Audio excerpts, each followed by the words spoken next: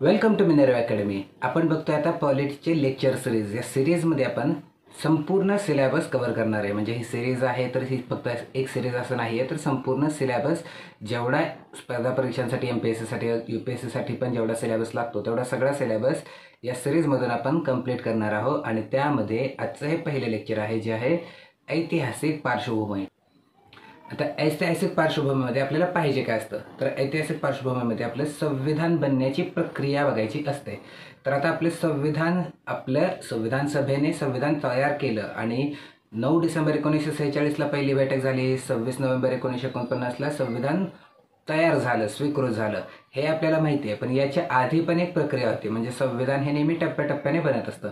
जगातलं कुठलंही संविधान हे असं एका देशाचं संविधान असं नसतं. ते इतर देशांचा, इतर त्याच्या इतिहासाचा, संस्कृतीचा हा प्रभाव पडलेलाच असतो. मग तो भारताच्या बाबतीत कुठला पडलेला आहे, तर भारताच्या बाबतीत तो पडलेला आहे तो ब्रिटिश सत्तेचा पडलेला आहे. त्यामुळे आपल्याला जेव्हा आपल्या संविधानाची ऐतिहासिक पार्श्वभूमी बघायची असते तेव्हा आपल्याला बघायचं काय आहे, तर आपल्याला बघायचं आहे की आपले जे ब्रिटिश काळात जे आपल्यासाठी कायदे आले आणि त्यातून जे टप्प्याटप्प्याने संविधानाच्या काही तत्व विकसित होत गेलेली आहेत ती आपल्याला बघायची आहेत आणि आपण ती ऐतिहासिक पार्श्वभूमी म्हणतोय. तर आता आपण आज सुरू करूया की हे ऐतिहासिक पार्श्वभूमी कुठून सुरू होते. आता आपली ऐतिहासिक पार्श्वभूमी जी सुरू होते ती होते ईस्ट इंडिया कंपनीची स्थापना झाल्यापासून. आणि ईस्ट इंडिया कंपनीची जी स्थापना झालेली आहे ती झालेली आहे 1600 साली. आणि त्यामुळं आपली जी ऐतिहासिक पार्श्वभूमी आता 1600 सालात असं नाही, पण कंपनी ईस्ट इंडिया कंपनी बनल्यापासून आपली ऐतिहासिक पार्श्वभूमी सुरू होते. आता कंपनी ही एक प्रायव्हेट कंपनी होती. जसं प्रायव्हेट कंपनी असते कुठली तशीच ही ईस्ट इंडिया कंपनी होती.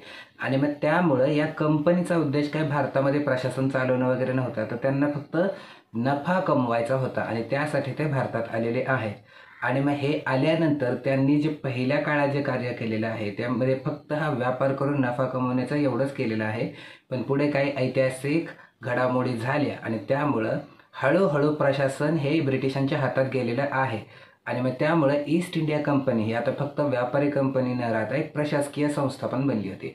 आणि मग त्यानंतर आपली जरा थोडीशी ऐतिहासिक पार्श्वभूमी बनते. आता 1757ला भारताच्या इतिहासातला एक महत्त्वाचा टप्पा झाला आणि तो झाला प्लासीची लढाई झाली. आणि या प्लासीच्या लढाईमुळं खूप मोठा प्रदेश हा ब्रिटिशांच्या नियंत्रणाखाली आला आणि तिथून पुढं हा सुरू झालं की ईस्ट इंडिया कंपनीला आता प्रशासन पण सांभाळावं लागेल. आणि ईस्ट इंडिया कंपनी ही खूप शक्तिशाली पण बनलेली होती भारतामध्ये. आता त्यानंतर ईस्ट इंडिया कंपनीला हे जे व्यापार करायचं लायसन्स आहे हे कोणी दिलं होतं, तर हे ब्रिटिश मोनार्क म्हणतो आपण ज्याला, म्हणजे ब्रिटिशांची जी राणी होती तिने दिलं होतं. आणि त्यामुळे त्यांच्यावरती जे नियंत्रण होतं ते त्यांचंच होतं. पण आता नंतरच्या काळामध्ये ईस्ट इंडिया कंपनीवरती काही भ्रष्टाचाराचे आरोप झाले होते. त्यामुळं पार्लमेंटने ठरवलं की या कंपनीचं, ईस्ट इंडिया कंपनीचं काही कंट्रोल करण्याची गरज आहे. त्यांचं प्रशासन कंट्रोल करण्याची गरज आहे. त्यांचं काय करण्याची गरज आहे, तर रेग्युलेशन करण्याची गरज आहे. आणि मग ते रेग्युलेशन करण्यासाठी एक ॲक्ट आणला, ज्या ॲक्टचं नाव आहे रेग्युलेटिंग ॲक्ट. हा आला 1773ला. या नावातच आहे की रेग्युलेटिंग ॲक्ट आहे. काय करायचं होतं पार्लमेंटला, तर कंपनीच्या प्रशासनाचं रेग्युलेशन करायचं होतं. आणि म्हणून हा रेग्युलेटिंग ॲक्ट नावातच स्पष्ट करून दिलेलं आहे की करायचं काय आहे. आता हे जे रेग्युलेटिंग ॲक्ट आहे याची एक महत्त्वाची गोष्ट काय आहे, तर आपण हे सगळं बघणारच आहोत. पण याची एक महत्त्वाची गोष्ट काय आहे, तर रेग्युलेटिंग ॲक्टने जी व्यापाराची परवानगी आहे कंपनीला ती दिली होती, ती 20 वर्षांसाठी दिली होती. आणि मग ही 20 वर्षांची जी परवानगी आहे ही 1773 नंतर 20 वर्ष म्हणजे 1793ला संपणार आहे. आणि मग त्यामुळं 1793ला पुन्हा परवानगी घ्यावी लागलेली आहे. मग ती पुन्हा जी परवानगी मिळालेली आहे त्याला आपण म्हणतो चार्टर ॲक्ट. या चार्टर ॲक्टने पुन्हा 20 वर्षांचीच परमिशन दिलेली आहे. आणि त्यामुळं 1793 नंतर पुन्हा 20 वर्षांनी पुन्हा परमिशन घ्यावी लागलेली आहे. तो मग 1813ला चार्टर ॲक्ट पुन्हा आला.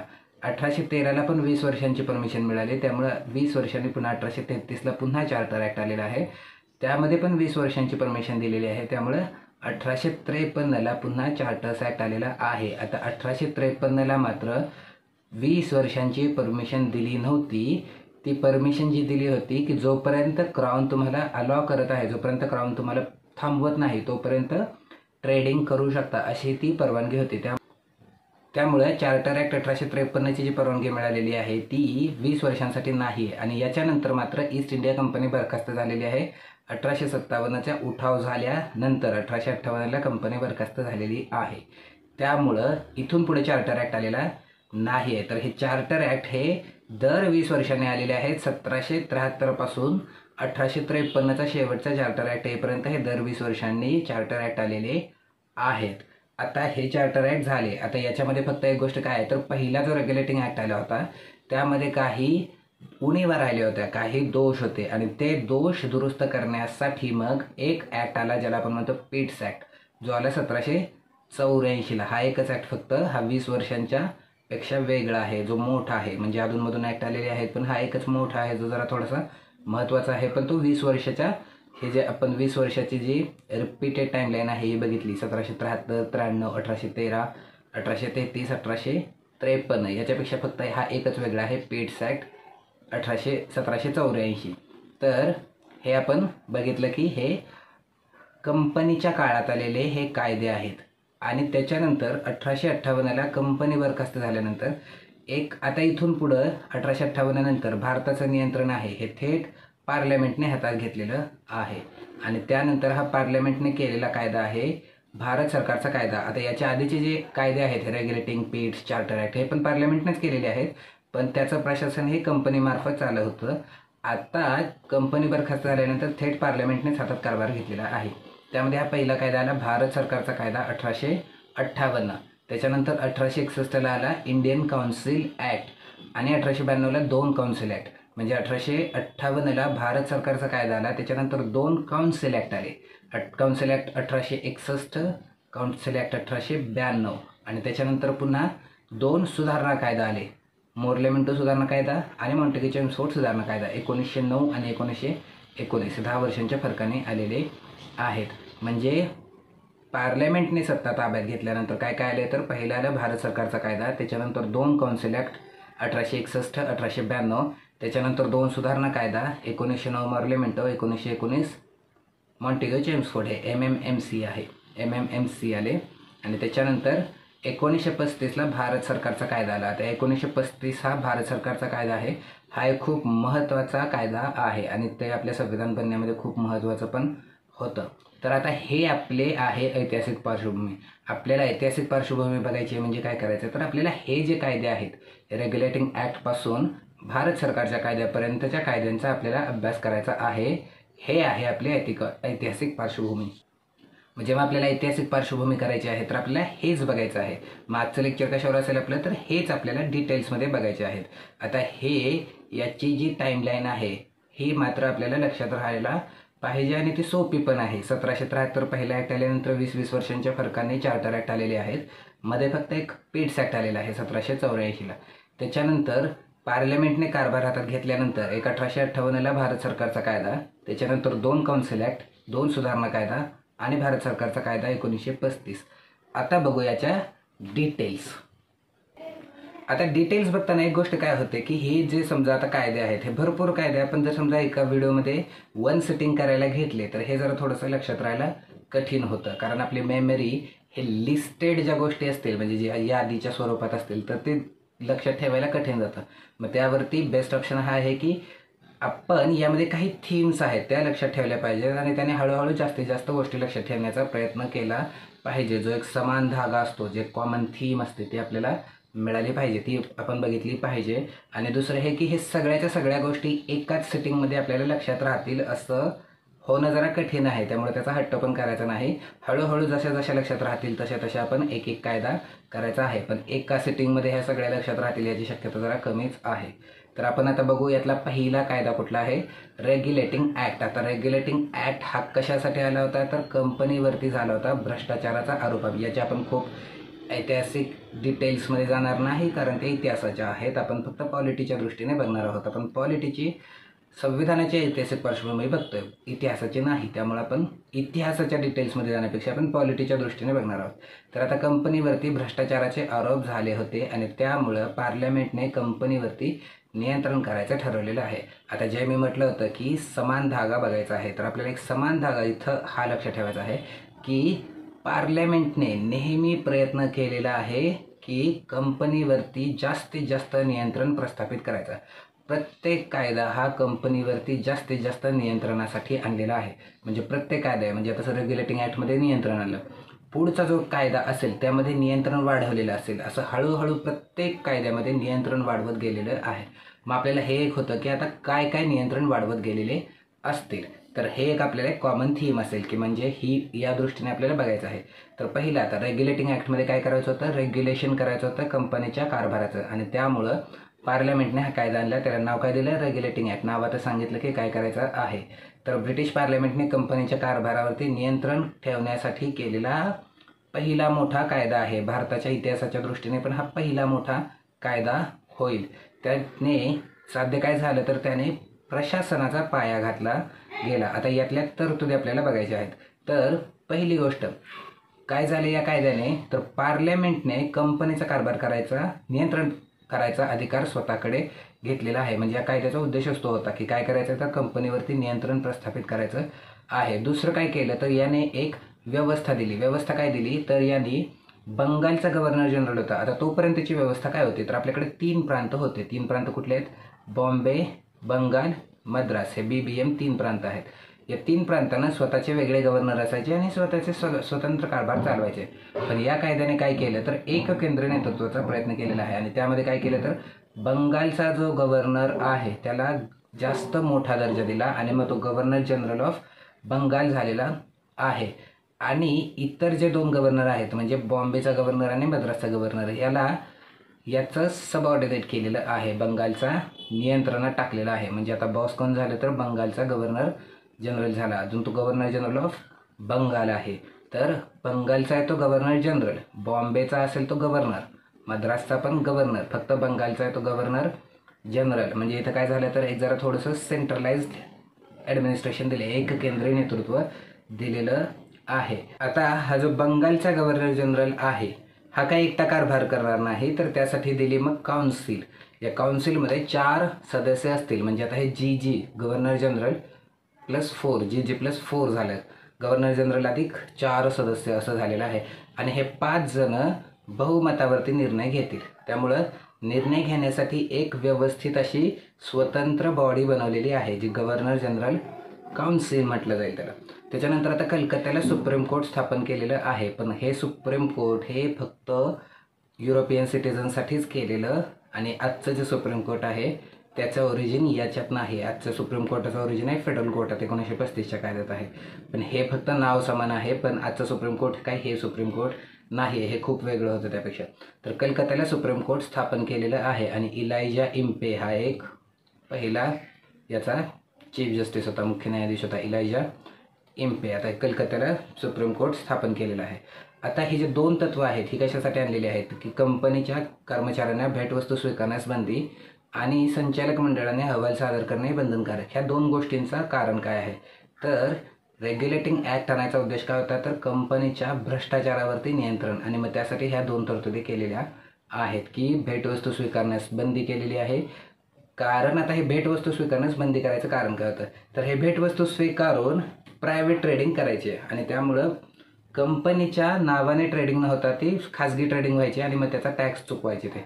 तर त्यामुळे हे कंपनीच्या कर्मचाऱ्यांना भेटवस्तू स्वीकारण्यास बंदी केलेली आहे की स्थानिक लोकांकडून म्हणजे भारतीयांकडून भेटवस्तू घ्यायच्या नाहीत. आणि दुसरं हे की त्यांनी अहवाल सादर करायचा आहे. हे कशासाठी केलेलं आहे तर हे केलेलं आहे भ्रष्टाचारासाठी. आता रेग्युलेटिंग ॲक्टमध्ये आपण काय काय बघितलं की उद्देश काय आहे त्याचा, कंपनीचा कारभारावरती रेग्युलेशन करायचं आहे. दुसरं काय केलं त्याने, सेंट्रलाइज्ड एक अथॉरिटी दिली, एक केंद्रीय एक अधिकार नेमला. कोण नेमला हा, गव्हर्नर जनरल ऑफ बंगाल. म्हणजे 3 प्रांत होते, बॉम्बे, मद्रास आणि बंगाल. त्यातला बंगालला दिलं. आता बंगालच का दिलं तर बंगाल सगळ्यात जास्त शक्तिशाली झालं होतं. इंग्रजांसाठी महत्त्वाचं केंद्र कुठलं झालेलं, बंगाल झालेलं आहे. आता हे प्लासी आणि बक्सारची लढाई झाली होती 1757 आणि 1764ला.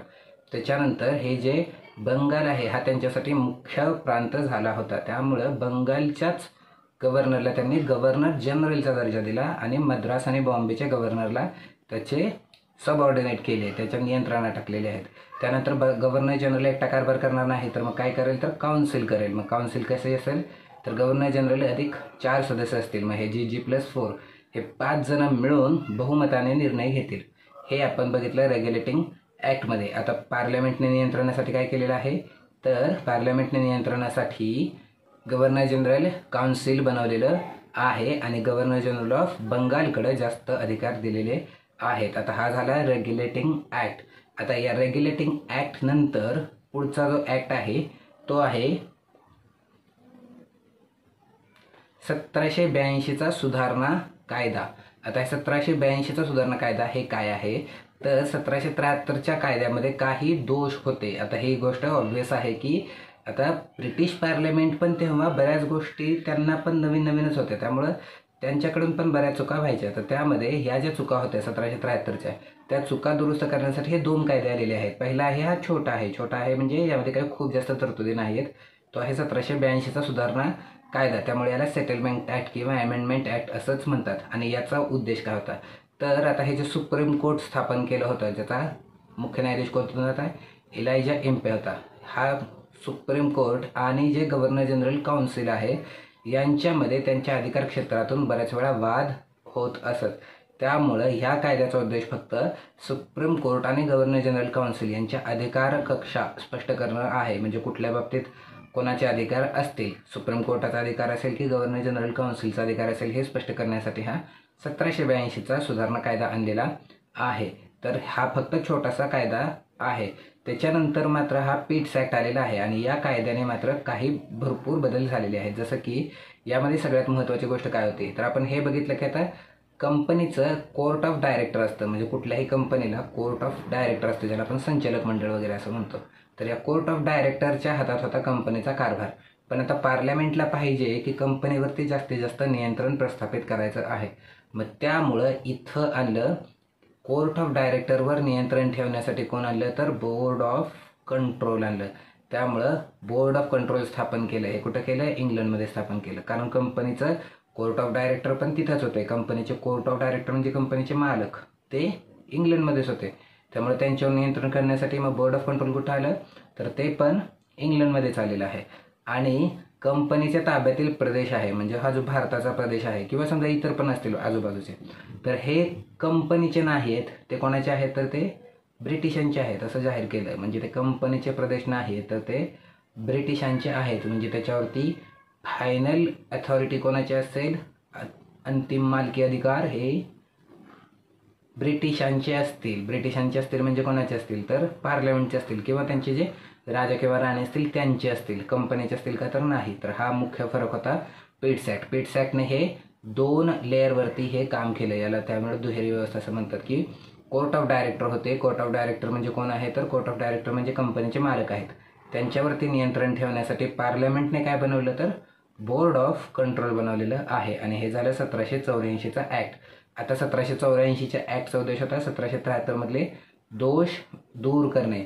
आता त्यानंतर 1773ला जी व्यापाराची परवानगी मिळालेली आहे ती मिळालेली आहे 20 वर्षांसाठी आणि ती संपलेली आहे कधी, 1793ला. त्यामुळे पुढचं चार्टर ॲक्ट कधी आला असेल, 1793ला. तर आता आपण बघू 1793चा चार्टर ॲक्ट. आता 1793चा चार्टर ॲक्ट. 1793चा चार्टर ॲक्ट का आलेला आहे, तर 1773ला जी 20 वर्षाची परवानगी मिळालेली होती व्यापाराची ती 1793ला संपणार होती. त्यामुळे 1793ला पुन्हा एक चार्टर ॲक्ट आलेला आहे. आता या चार्टर ॲक्टने काय काय केलं, तर या चार्टर ॲक्टने केलेलं आहे पहिलं म्हणजे गव्हर्नर जनरल ऑफ बंगालला जास्त अधिकार दिलेले आहेत. आता ही पण एक थीम आहे. ही पण थीम काय आहे, तर हे जे 3 स्वतंत्र प्रांत होते, BBM, बॉम्बे, बंगाल, मद्रास, ह्या तिघांचा स्वतंत्र कारभार चालवून तिघांना नियंत्रण करण्यापेक्षा एकाच्या हातात द्यायचं आणि त्याला नियंत्रित करायचं. त्यामुळं गव्हर्नर जनरलला जास्तीचे अधिकार दिलेले आहेत. त्यामुळे 1793चं मुख्य वैशिष्ट्य काय, तर गव्हर्नर जनरल ऑफ बंगालला जास्तीत जास्त अधिकार दिलेले आहेत आणि मग त्याला नियंत्रण केलं तर मग हे बंगाल, बॉम्बे आणि मद्रास प्रांत आपोआप नियंत्रणात येत आहे. त्यामुळं 1793च्या चार्टरचं मुख्य वैशिष्ट्य काय आहे, तर जास्तीत जास्त अधिकार हे गव्हर्नर जनरल ऑफ बंगालला दिलेले आहेत. आता 1793चा जो चार्टर ॲक्ट आहे त्याच्यामध्ये पण व्यापाराची परमिशन मिळालेली होती ती 20 वर्षे मिळालेली आहे. त्यामुळे आता 20 वर्षानंतर म्हणजे 1793 नंतर 20 वर्ष 1813ला पुन्हा चार्टर ॲक्ट येणं गरजेचं आहे आणि तो आलेला आहे पुढचा चार्टर ॲक्ट 1813. आता 1813ला पण 20 वर्षाचीच परवानगी मिळालेली आहे. पण यामध्ये आता एक गोष्ट झालेली आहे, एक गोष्ट काय झालेली आहे तर कंपनीची व्यापारी मक्तेदारी मोडून काढलेली आहे. आता ही व्यापारी मक्तेदारी काय होती तर जेव्हा ईस्ट इंडिया कंपनी स्थापन झाली होती तेव्हा जे आफ्रिकेचं जे टोक आहे, जे दक्षिणेचं टोक आहे त्याला केप ऑफ गुड होप असं म्हणतात. तर हे केप ऑफ गुड होपच्या पूर्वेकडे जे जे देश आहेत त्यांच्याबरोबर व्यापार करण्याचे अधिकार हे फक्त कंपनीला होते. म्हणजे कंपनी सोडून ब्रिटिशांमधलं, इंग्लंडमधलं किंवा ब्रिटिशांच्या नियंत्रणात असलेलं कोणीही व्यापार करणार नाही, फक्त कंपनीच व्यापार करू शकेल, ही त्यांची मोनोपॉली होती, ही मक्तेदारी होती. तर ही मोडून काढलेली आहे आणि याचं एक मुख्य कारण हा नेपोलियनचा उदय पण होता. तर त्यामुळं कंपनीची व्यापारी मक्तेदारी मोडलेली आहे. म्हणजे काय झालेलं आहे तर हे जे केप ऑफ गुड होपच्या पूर्वेकडे फक्त कंपनीच व्यापार करू शकेल, दुसरं कोणीच व्यापार करणार नाही, हे होतं ते मोडून काढलं. आणि जे इतर कंपन्या होत्या इंग्लंडमधल्या त्यांना पण आता अधिकार दिले की तुम्ही पण व्यापार करू शकता. त्यामुळे आता जो काही नफा असेल तो आता जरा सगळ्यांना वाटून जाईल. त्यामुळं कंपनीसाठी तसं बघायला गेलं तर हे नुकसानीचं होतं. पण आता कंपनीला हळूहळू कंट्रोल करत आलेलं आहेतच. आता फक्त एक मोनोपॉली कशाची ठेवलेली आहे तर ती ठेवलेली आहे चहा आणि चीन. म्हणजे चहा आणि चीन सोबतचा जो व्यापार आहे तो फक्त ईस्ट इंडिया कंपनीच करेल. दुसऱ्या ज्या कंपन्या होत्या ज्यांना नंतर अधिकार दिले होते त्या करणार नाहीत. तर हे झालेलं काय झालेलं व्यापारी मक्तेदारी ही मोडीत निघालेली होती. ही व्यापारी मक्तेदारी आहे ही ईस्ट इंडिया कंपनीची मोडीत निघालेली आहे. म्हणजे 1600 सालापासून जी व्यापारी मक्तेदारी होती ती आता मोडीत निघालेली आहे. म्हणजे आता कंपनी अजून जरा थोडीशी कमकुवत झालेली आहे. पार्लमेंटने कंपनी कमकुवत केलेली आहे, नियंत्रण वाढवलेलं आहे, कंपनीचे अधिकार कमी केलेले आहेत हळूहळू. तर त्यामध्ये आता ही मक्तेदारी मोडून काढलेली आहे.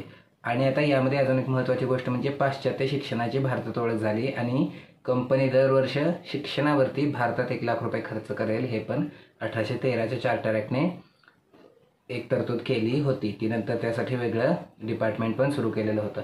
पण आता कंपनीच्या दृष्टीने काय झालं तर कंपनीची जी मक्तेदारी होती ती मात्र मोडून काढलेली आहे. फक्त चहा आणि चीन बरोबर 1600 सालापासूनची जी मक्तेदारी चालत आली होती ती आता 1813च्या चार्टर ॲक्टने मोडीत काढलेली आहे. मक्तेदारी मोडीत काढलेली आहे म्हणजे काय तर ईस्ट इंडिया कंपनीच फक्त आधी व्यापार करेल असं होतं. तर ते सोडून आता इंग्लंडमधल्या दुसऱ्या पण कंपन्या भारताबरोबर व्यापार करू शकतील असं त्यांना परवानगी दिल्या होत्या इतर कंपन्यांना. त्यामुळे कंपनीची मक्तेदारी मोडीत निघाली होती फक्त चहा आणि चीन सोडून. आता याच्यानंतर पुन्हा व्यापाराची परमिशन मिळाली 20 वर्षे. त्यामुळं पुढचं 1833ला परमिशन संपणार आहे. त्यामुळं नवीन परवानगी घेण्याची गरज आहे. मग ती कधी आली असेल 20 वर्षाने 1833ला.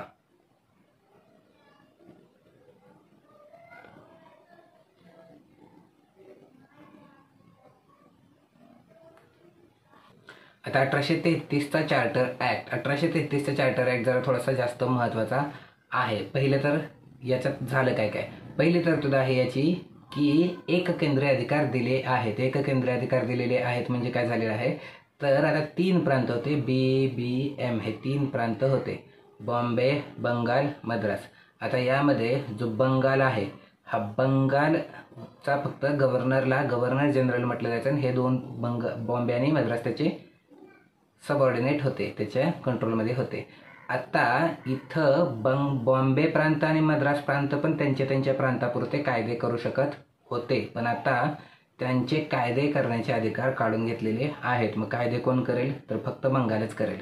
मग हे काय झालं तर अधिक जास्त कंट्रोल झालं की आता कंट्रोल कोणाचं आलं तर आता तर सगळंच कंट्रोल बंगालच्या हातात दिलेलं आहे. म्हणजे हे काय झालं तर एककेंद्री झालं की यांचे अधिकार काढून घेतलेले आहेत. बॉम्बे आणि मद्रास प्रांताचे कायदे करण्याचे अधिकार काढून घेतलेले आहेत. दुसरं काय झालं की हे अधिकार याच्याकडे दिले बंगालच्या गव्हर्नर जनरलकडं. म्हणजे आता तो संपूर्ण भारतासाठी म्हणजे या 3 प्रांतांसाठी तो कायदे करेल.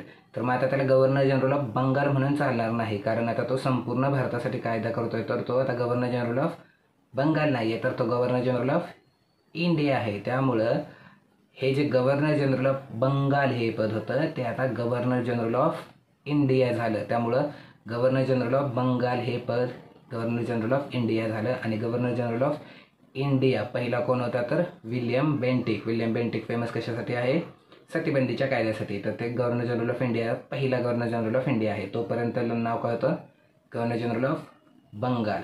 आता अजून काय झालं तर पार्लमेंटचं कंट्रोल अजून जास्त घट्ट झालेलं आहे. आणि आता आपण एक गोष्ट आधीच्या चार्टर ॲक्टमध्ये बघितली, काय बघितली की चहा आणि चीन यांची सोडून उरलेली मक्तेदारी मोडून काढली होती. फक्त चहा आणि चीन बरोबरचाच व्यापार फक्त ईस्ट इंडिया कंपनी करेल, बाकीचा व्यापार सगळ्या कंपन्यांना म्हणजे या ईस्ट इंडिया कंपनीच्या प्रतिस्पर्धी कंपन्यांना पण खुला केला होता. आता 1833च्या चार्टर ॲक्टने ती उरली सुरली मोनोपॉली पण काढून घेतली होती. त्यामुळे आता 1833 पासून कंपनी ही इतर कंपन्यांसारखी झालेली आहे. त्याची आता मक्तेदारी वगैरे नाही, कोणी पण व्यापार करू शकेल. तर त्यामुळे आता कंपनी अजून वीक झालेली आहे, कंपनी कमकुवत झालेली आहे.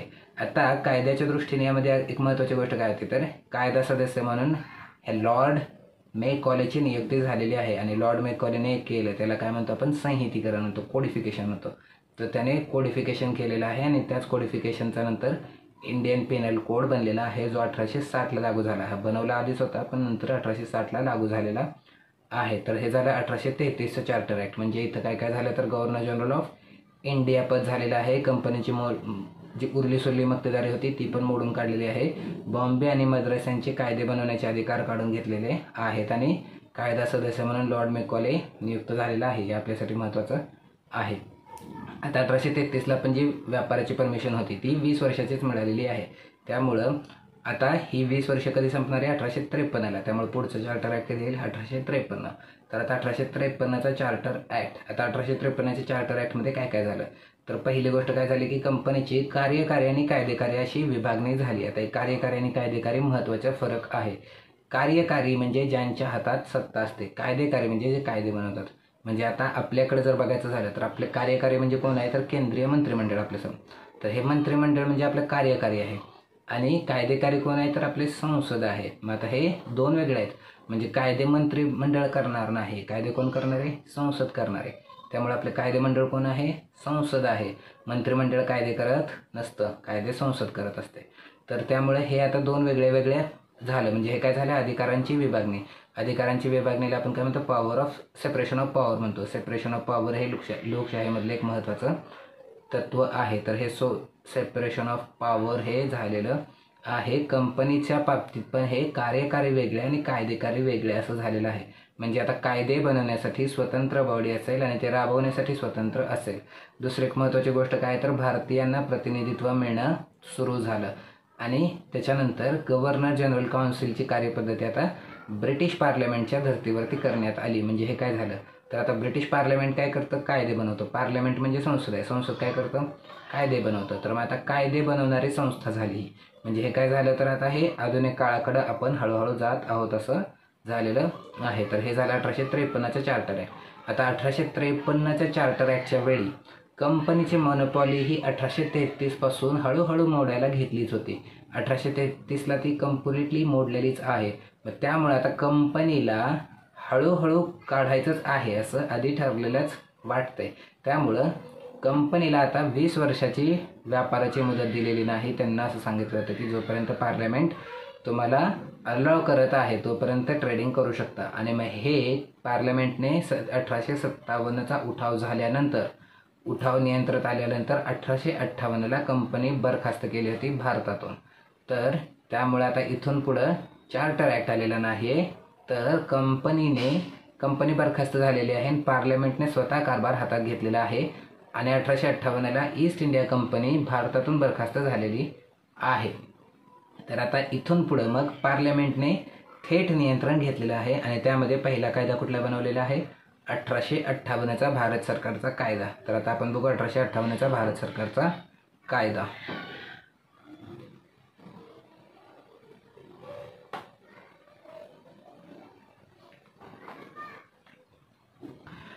1858चा भारत सरकारचा कायदा. 1858 भारत सरकारच्या कायद्याच्या मुख्य तरतुदी काय तर पहिली गोष्ट ही आहे की कंपनी बरखास्त झालेली आहे, पार्लमेंटच्या हातात थेट कारभार गेलेला आहे. आता यामुळं काही स्ट्रक्चर बदललेले आहेत. जसं की आता भारतामध्ये गव्हर्नर जनरलला आता व्हॉइसरॉय म्हणलं जाईल. तर आता हे पहिलं बनलेलं आहे. दुसरं काय झालेलं आहे तर इंग्लंडमध्ये एक पद तयार झालेलं आहे ज्याला म्हणतात भारत मंत्री पद तयार झालेलं आहे. आणि ह्या मंत्र्याच्या हातात आता तो जबाबदार असेल म्हणजे पार्लमेंटमध्ये सगळ्या प्रश्नांची उत्तरं भारताविषयीची तो देईल. त्यामुळे भारत मंत्री पद तयार झालेलं आहे आणि भारत मंत्र्याला मदत करण्यासाठी एक काउन्सिल असेल, जे असेल 15 जणांचं, ज्याला काय म्हणतात मग काउन्सिल ऑफ इंडिया. या काउन्सिल ऑफ इंडियामध्ये 15 सदस्य होते. तर हे झालेलं आहे, म्हणजे भारत मंत्री तयार झालेलं आहे आणि व्हॉइसरॉय पद आता आहे. तर हे पद आता आलेलं आहे आणि निर्णय कसे घेतले जातील तर संसदेसारखे बहुमतानेच घेतले जातील. मग 1858च्या कायद्यामध्ये या तरतुदी आल्या. नवीन पदं आली. गव्हर्नर जनरलला काय म्हटलं जाईल आता? व्हॉइसरॉय. त्यानंतर इंग्लंडमध्ये जबाबदार कोण असेल तर भारत मंत्री असेल आणि भारत मंत्रीला मदत करण्यासाठी 15 जणांचं एक काउन्सिल असेल, ज्याला काय म्हणता येईल काउन्सिल ऑफ इंडिया म्हटलेलं आहे. आता त्यानंतर 2 काउन्सिल ॲक्ट आलेले आहेत. पहिला काउन्सिल ॲक्ट कुठला आहे? 1861चा काउन्सिल ॲक्ट. आता यामध्ये सगळ्यात महत्त्वाची तरतूद काय? सत्तेचे विकेंद्रीकरण. आता याच्या आधी आपण बघितलं होतं सत्तेचे केंद्रीकरण झालं होतं 1833च्या चार्टर ॲक्टमध्ये. काय झालं होतं तर बॉम्बे आणि मद्रास या प्रांतांचे कायदे करण्याचे अधिकार काढून घेतले होते. ते आता त्यांना परत मिळालेले आहेत. म्हणजे काय झालं? विकेंद्रीकरण. 1833ला केंद्रीकरण झालं होतं, आता पुन्हा ते विकेंद्रीकरण झालेलं आहे. अजून काय झालं तर गव्हर्नर जनरल काउन्सिलमध्ये 3 भारतीय सदस्य झालेले आहेत. त्यामध्ये कोण होते? बनारसचा राजा, पाटियालाचा महाराजा आणि सर दिनकरराव हे 3 सदस्य गव्हर्नर जनरल काउन्सिलमध्ये झालेले आहेत. आता 1861च्या कायद्यामध्ये 2 तरतुदी अशा आहेत ज्या आपल्याकडे अजून आहेत. तर ॲक्च्युली 3 तरतुदी आहेत ज्या आपल्याकडे अजून आहेत. पहिली कुठली आहे तर अध्यादेश काढणं. अध्यादेश काढण्याचे अधिकार आता राष्ट्रपतीकडे आहेत आणि राज्याच्या बाबतीत ते राज्यपालाकडे आहेत. तर हे अध्यादेश काढणं म्हणजे काय?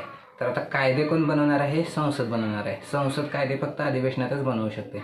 पण अधिवेशन नसताना काय होईल? मग अधिवेशन नसताना जर समजा गरज पडली तर काय करतील? मग त्यावेळी अध्यादेश काढता येतो. अध्यादेश हा कायद्यासारखाच असतो, फक्त तो टेम्पररी असतो. तर ते अध्यादेश काढण्याचे अधिकार हे गव्हर्नर जनरलला किंवा जे व्हॉइसरॉय आहे त्यांना दिलेले आहेत. तर ते आता राष्ट्रपतीकडे आहेत. दुसरं आता कामकाजासंबंधीचे नियम बनवण्याचे अधिकार पण व्हॉइसरॉयला दिलेले आहेत, जे आता कोणाकडे आहेत? राष्ट्रपतींकडे आहेत. आणि तिसरं आता हे पोर्टफोलिओ सिस्टीम, खाते वाटप. हे पोर्टफोलिओ सिस्टीम जी आहे तर ती आलेली आहे. म्हणजे आता खाते असतील आणि त्या खात्यासाठी एक मंत्री असेल, जबाबदार मंत्री असेल. म्हणजे आता आपल्याकडं संरक्षण खातं, गृह खातं, अर्थ खातं असे वेगळे वेगळे खाते आहेत. मग त्या खात्यावरती मंत्री आहेत. मग ही जी सिस्टीम आहे खाते वाटप पद्धत, ही नंतर लॉर्ड कॅनिंगने सुरू केली होती. पण त्याची पण तरतूद ह्या 1861च्या काउन्सिल ॲक्टमध्ये होती. लॉर्ड कॅनिंगने ती सुरू पण केलेली होती. तर ही खाते वाटप पद्धत आपल्याकडं पण आहे. जगभरात सगळीकडचं आहे ही. तर ही आपल्याकडे तेव्हा सुरू झालेली आहे. आता हे झालं 1861चा काउन्सिल ॲक्ट. याच्यानंतर दुसरा काउन्सिल ॲक्ट कधी आला? 1892. म्हणजे 2 काउन्सिल ॲक्ट आले. पार्लमेंटने हातात कारभार घेतल्यानंतर पहिला काय आला? 1858चा भारत सरकारचा कायदा. त्याच्यानंतर 2 काउन्सिल ॲक्ट 1861, 1892. तर आता आपण बघू 1892चा काउन्सिल ॲक्ट. आता 1892चा इंडियन काउन्सिल ॲक्ट. आता इंडियन काउन्सिल ॲक्टमध्ये महत्त्वाच्या तरतुदी काय काय आहेत? तर महत्त्वाच्या तरतुदी आहेत की पहिले तर कायदेमंडळात सदस्य वाढवले. आता हे सदस्य वाढवणं महत्त्वाचं कशासाठी आहे? तर सदस्य वाढले की जरा जास्तीत जास्त लोकांचा सहभाग वाढत आहे आणि ते आपण काय म्हणतो आपण तर ते लोकप्रतिनिधीची जी व्यवस्था आहे आपली, म्हणजे प्रातिनिधिक लोकशाही आहे. तर त्यामध्ये जास्तीत जास्त प्रतिनिधी असणं गरजेचं असतं, नाही तर मग ते एकाधिकार किंवा एककेंद्रीकरणाकडे जातं. तर त्यामुळं जास्तीत जास्त सदस्य असणं चांगली गोष्ट असते. तर कायदेमंडळात सदस्य वाढलेले आहेत. कायदेमंडळ म्हणजे आता जे कायदे बनवतील ते. अजून एक महत्त्वाची गोष्ट काय झालेली आहे तर कायदेमंडळात भारतीयांचा सहभाग सुरू झालेला आहे. आणि 1892च्या काउन्सिल ॲक्टचं सगळ्यात महत्त्वाचं तत्त्व म्हणजे निवडणूक हे जे तत्त्व आहे हे भारतात लागू झालेलं आहे. आता ह्या ज्या निवडणुका होत्या 1892च्या कायद्याने ज्या होत्या तर त्या काही आजच्यासारख्या नव्हत्या की आज कसं सगळ्यांना मतदानाचे अधिकार आहेत. आपल्याकडं प्रौढ मतदार आहे, म्हणजे जे प्रौढ आहे ते सगळ्यांना मतदानाचे अधिकार आहेत. तर ते काही तेव्हा तसे नव्हते. मग त्यासाठी खूप अटी वगैरे होत्या. पण निवडणुकीचं तत्त्व मात्र तरी भारतात आलं होतं. तर हे निवडणुकीचं तत्त्व हे 1892ने आलेलं आहे. आणि संविधान बनवण्याच्या दृष्टीने आपल्या ऐतिहासिक पार्श्वभूमीच्या दृष्टीने काय तर प्रातिनिधिक सरकार पद्धतीची सुरुवात झालेली आहे. हे आपल्यासाठी आपल्या संविधानाच्या दृष्टीने महत्त्वाचं आहे. तर 1892च्या आता ह्या तरतुदी झालेल्या आहेत. आता 1892चा काउन्सिल ॲक्ट झाला. म्हणजे आता पार्लमेंटने हातात कारभार घेतल्यानंतर 1858 भारत सरकारचा कायदा 2 काउन्सिल ॲक्ट 1861, 1892 झालेला आहे. आता याच्यानंतर काय झालेलं आहे तर 2 सुधारणा कायदा आलेले आहेत. 1909, 1919. 1909चा मॉर्लेमेंटो, 1919चा मॉन्टेग्यू चेम्सफोर्ड. तर आता MMMC आहे, हे मॉर्लेमेंटो MC मॉन्टेगो चेम्सफोर्ड MMMC आलेलं आहे. 1909ला मॉर्लेमेंटो आलेला आहे. तर आता पुढचा आपला कायदा कुठला आहे तर मॉर्लेमेंटो सुधारणा कायदा किंवा त्याला काय म्हणतात काउन्सिल ॲक्ट. आता हे काउन्सिल ॲक्टच आहे म्हणा, पण हे नाव लक्षात राहण्यासाठी हे सोपं जातं की 2 सुधारणा कायदा हा पण काउन्सिल ॲक्टच आहे. म्हणजे तसं बघायला गेलं तर 4 काउन्सिल ॲक्ट आलेले आहेत. तर यातल्या आता तरतुदी काय आहेत 1909च्या मॉर्लेमेंटो कायद्याच्या तरतुदी. यामध्ये पहिली तरतूद काय आहे महत्त्वाची, केंद्रीय आणि प्रांतिक दोन्ही कायदे मंडळांची संख्या वाढलेली आहे. म्हणजे आता इथं काय झालं की जास्तीत जास्त लोकप्रतिनिधी वाढलेले आहेत. काउन्सिलसाठी पहिल्यांदा निवडणुका झालेल्या आहेत. म्हणजे आता निवडणुकीचं तत्त्व जरी हे आलेलं असलं तरी हे खूप मर्यादित होतं. त्यामुळे आता काउन्सिलसाठी मात्र पहिल्यांदा निवडणूक झालेली आहे. आणि त्याच्यानंतर आता मुस्लिमांना स्वतंत्र मतदारसंघ मिळालेले आहेत. आता हे मुस्लिमांचं स्वतंत्र मतदारसंघाचं हे काय आहे तर हे आपण इतिहासामध्ये याचं बघितलेलं आहे की झालं काय आहे तर बंगालची फाळणी केली होती लॉर्ड कर्झनने. तर बंगालच्या फाळणीनंतर मुस्लिम आणि हिंदू असं जरा थोडंसं ध्रुवीकरण झालं होतं. त्यामध्ये मग पुढे त्याचं काय झालं तर मुस्लिमांची एक पार्टी स्थापन झाली ढाक्याला, ज्याचं नाव काय मुस्लिम लीग. हे मुस्लिम लीग 1906ला स्थापन झालेली आहे. त्याच्यानंतर मग इंग्रजांनी 1909ला मॉर्लेमेंटो कायद्यामध्ये मुस्लिमांसाठी स्वतंत्र मतदारसंघ दिलेले आहेत. तर हे 1909च्या कायद्याची महत्त्वाची तरतूद आहे. आणि व्हाईसरॉय एक्झिक्युटिव्ह काउन्सिलमध्ये एक भारतीय आलेला आहे, त्याचं नाव काय तर सत्येंद्र प्रसन्न सिन्हा. हे पहिले भारतीय होते जे व्हाईसरॉय एक्झिक्युटिव्ह काउन्सिलमध्ये होते. सत्येंद्र प्रसन्न सिन्हा यांची व्हाईसरॉय एक्झिक्युटिव्ह काउन्सिलमध्ये नियुक्ती झालेली आहे. तर इंडियन काउन्सिल ॲक्ट 1909 किंवा मॉर्लेमेंटो सुधारणा कायदा 1909 याच्यात काय काय आहे तर काउन्सिलसाठी निवडणुका, मुस्लिमांना स्वतंत्र मतदारसंघ आणि व्हाईसरॉय एक्झिक्युटिव्ह काउन्सिलमध्ये सत्येंद्र प्रसन्न सिन्हा हे भारतीय. आता हा सुधारणा कायदा झाला. याच्यानंतर पुढचा टप्पा आलेला आहे 10 वर्षांनी. 1919ला मॉन्टेग्यू चेम्सफोर्ड MMMC आहे. तर आता MC म्हणजे मॉन्टेग्यू चेम्सफोर्ड कायदा. आता आपण मॉन्टेग्यू चेम्सफोर्ड कायदा बघू. तर आता मॉन्टेग्यू चेम्सफोर्ड कायदा जो काय आहे इंडियन काउन्सिल ॲक्ट पण आहे. तर यामध्ये आता काय काय झालेलं आहे तर दुहेरी व्यवस्था आलेली आहे. म्हणजे प्रांत आणि केंद्र अशा पातळीवरती प्रांतांच्या अधिकारात वाढ झालेली आहे. त्याच्यानंतर पुढचं महत्त्वाचं काय आहे तर विषय वेगळे आलेले आहेत. म्हणजे जे आपल्या सूची आहेत, आता आपल्याकडे अजून त्या सूची आहेत. केंद्र सूची म्हणजे संघ सूची किंवा राज्य सूची आणि समवर्ती सूची म्हणजे कुठल्या विषयावरती संसद कायदा करेल, कुठल्या विषयावरती राज्य कायदा करेल ह्याची जी सूची दिलेली आहे. तर हे 1919ला हे आलं होतं. त्यानंतर केंद्रीय पातळीवरती 2 गृह आलेली आहेत. आता पण आपल्याकडे 2 आहेत, काउन्सिल ऑफ स्टेट आणि central legislative assembly. Council of state ज्याला आपण काय म्हणतो राज्यसभा म्हणतो.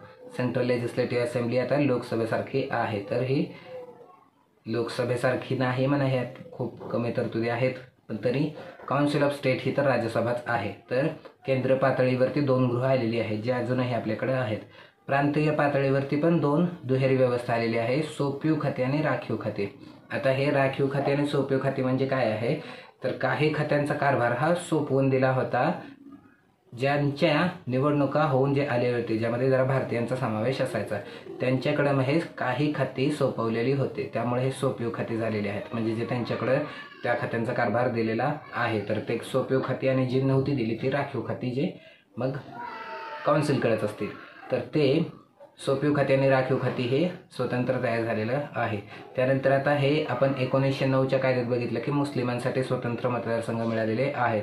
ते आता शीख, अँग्लो इंडियन, इंडियन ख्रिश्चन आणि युरोपियन यांच्यासाठी ते वाढवलेले आहेत. म्हणजे आता स्वतंत्र मतदारसंघ फक्त मुस्लिमांसाठी होते 1909च्या कायद्याने, ते शीख, अँग्लो इंडियन, इंडियन ख्रिश्चन आणि युरोपियन यांच्यासाठी वाढवलेले आले होते. आणि त्यानंतर आता मर्यादित स्वरूपात मतदानाचा अधिकार दिलेला आहे. आता हे मर्यादित स्वरूप म्हणजे काय आहे तर यासाठी अटी असायच्या, म्हणजे जसं शिक्षणाची अट किंवा प्रॉपर्टीची अट वगैरे अशा अटी असायच्या. त्यामुळे हा मर्यादित स्वरूपाचा होता. आता आपल्याकडे मर्यादित नाही. आता प्रत्येक प्रौढ भारतीयाला मतदानाचा अधिकार आहे. त्यामुळे तो आपण मर्यादित आहे असं म्हणत नाही, पण हा मर्यादित होता. आणि भारतासाठी जबाबदार सरकार देणार असल्याचे जाहीर केले. आत्ता हे एक पद तयार झालेलं आहे. या पदाचं नाव काय हाय कमिशनर ऑफ इंडिया हे पद तयार झालेलं आहे. आणि UPSC जे आहे आपलं ते पण तयार झालेलं आहे. आणि प्रांतांचे अर्थसंकल्प हे केंद्रापासून वेगळे केलेले आहेत. आता ह्या खूप तरतुदी होत आहेत आणि ह्याच काही एकाच वाचनात किंवा एकदा बघितल्यानंतर लक्षात राहतील असं नाही. तर हे एक्झामच्या आधी जरा थोडंसं याचं रिव्हिजन करावं लागतं, कारण हे पुन्हा लिस्टच्या फॉर्ममध्ये जर काही आलं तर लिस्ट त्याच्या फॉर्ममधल्या गोष्टी जरा लक्षात राहणं कठीण असतं, आपली मेमरी तशी काम करत नसते, त्यामुळं यातल्या काहीच गोष्टी लक्षात राहतील. मग त्यासाठी उरलेल्यासाठी काय करावं लागते तर ती रिव्हिजन करावी लागते, तर ती एक्झामच्या आधी वगैरे जरा करावी लागतच असते. तर आता या तरतुदी बघितले की मतदानाचा अधिकार मिळाल्या मर्यादित स्वरूपात भारतासाठी जबाबदार सरकार देणार असल्याचे जाहीर केलं. हाय कमिशनर ऑफ इंडिया हे पद तयार केलं. UPSC तयार झालेली आहे आणि प्रांतांचे अर्थसंकल्प हे केंद्रापासून वेगळे आहेत. आता पण वेगळेच असतात. राज्याचं स्वतंत्र बजेट असतं, केंद्राचं पण स्वतंत्र बजेट असतं. तर हे 1919च्या कायद्याच्या तरतुदीतून बघितलेल्या आहेत.